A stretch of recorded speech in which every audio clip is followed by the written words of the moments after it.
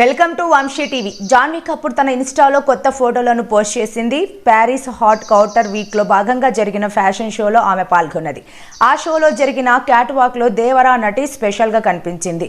Mister and Mrs మహీలో నటించిన ఆ బాలీవుడ్ భామ మత్స్యకన్య లాంటి డ్రెస్సులో హొయలు పలికింది.